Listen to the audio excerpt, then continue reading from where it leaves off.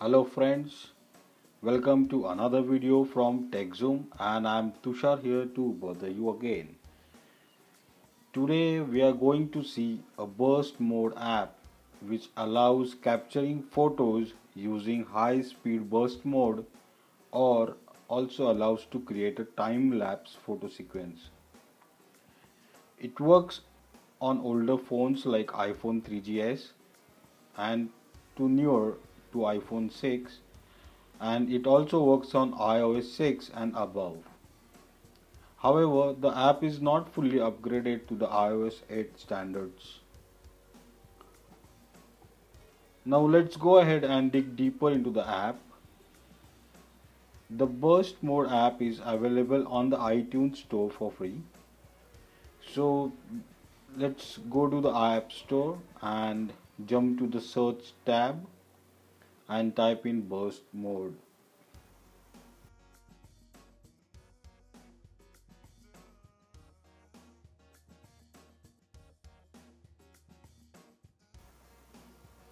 From the results, look for the app with a black icon which shows the man running or is in motion in the photo frame. You can see. Let's see some app details. It looks pretty good. The description says capture sports, skateboard tricks or any fast action where the perfect shot is only lasts for a split second. Go ahead and download the app. It's free. After installing, you shall see this black icon on your home screen. Now let's take the app interface and how it works. This is the main interface, and as you can see, this is not updated to the latest iOS standards yet. But the app functions quite well. On the top left there is a flash button. You can basically toggle on and off for the continuous flashlight for your photos. At the top right, toggle for the front and rear camera. Now in center bottom is the main camera button. On the right side, gear icon is for the settings. So that's all you need to set up a capture sequence. We'll come back to this in a moment though. Now on the left, the menu icon gives a list of sessions you have recorded. Each session consists of a sequence of images captured using this particular app. From here you can either edit or go back to the camera mode. So now let's go ahead and I'll guide you through the settings. The first is self timer, and you probably all know what this is already. This is the time delay before the first photo is clicked. You can change this from no delay to up to 10 seconds.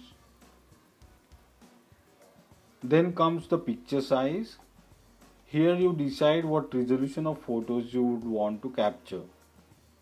So my default is 8 megapixels, but you can choose a lower resolution to capture more photos. So that would be depending upon your available storage capacity.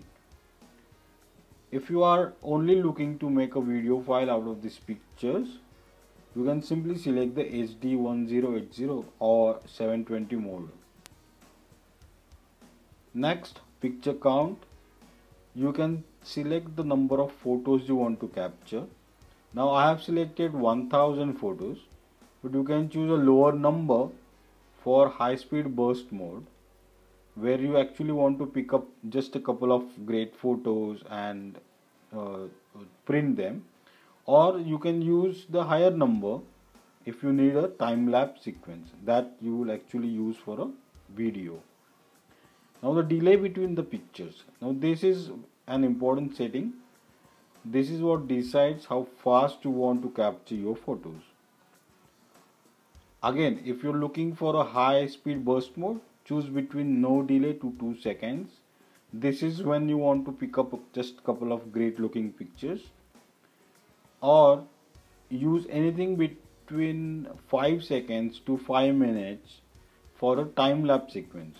where you actually want to capture a longer time span.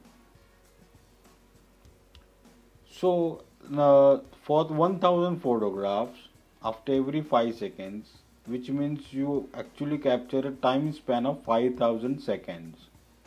And similarly, if you choose 5 minutes delay between each for 1000 pictures, it means you can capture a time span of 5000 minutes, which is equivalent to 83 hours or 3.5 days.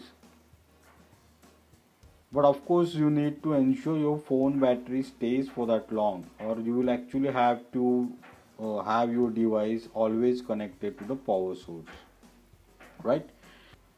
Now let's go further. This is lock for autofocus and auto exposure.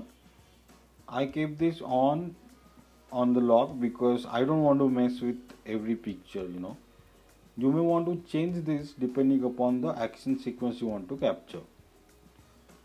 Low light boost, yes, of course I want.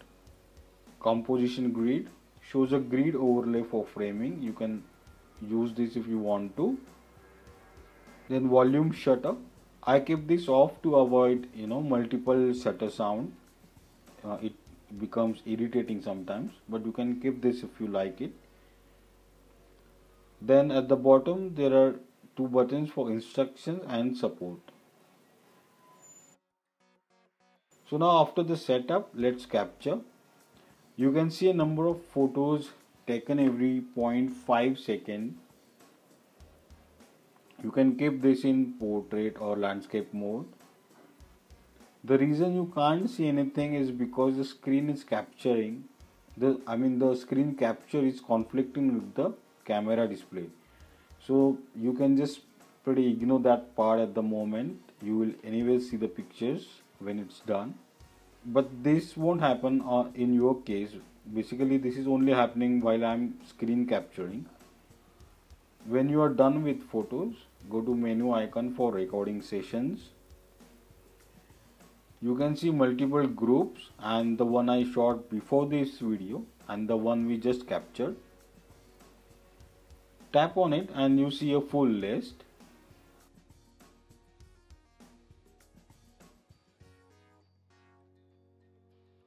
Go to edit, select all,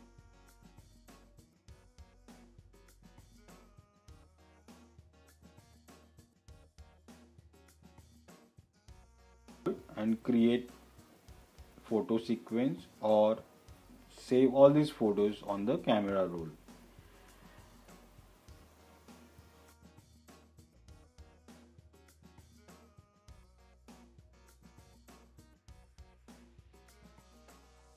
Now if you click on single photos, you can preview each and possibly a time lapse sequence by long pressing the next or previous buttons. So here is how it looks.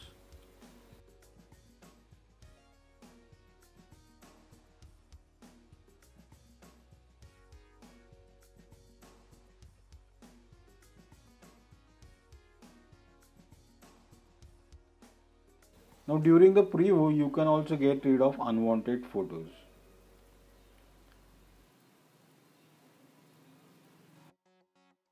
Now let's go ahead and save these photos on camera roll, so we can access them using the Photos app. So for that, select all and click save for the export. You can copy all the photos without exporting by using iTunes. You can connect your phone, open iTunes, then go to tab section on the device, scroll down, then you can see a list of apps. Just choose burst mode and it will show you a list of captured photos. So you can download from there if you prefer, but the best part is you can simply export this to camera roll and then simply copy without connecting to iTunes. I prefer this way because it's quite easy. So this is about this app. You can shoot photos in burst mode and time lapse mode on your iPhone and without jailbreaking your device. The app works pretty good, and what else you need when it's free, right? I really appreciate the developers and for keeping and bringing this on the iTunes. I'm actually liking this and I use it quite regularly to shoot time lapse photo sequence, and some very rarely I use burst mode. So guys, did you like it? Do share your feedback in comments and subscribe to our channel. Stay tuned, stay healthy, and I'll see you in the next video. Bye bye.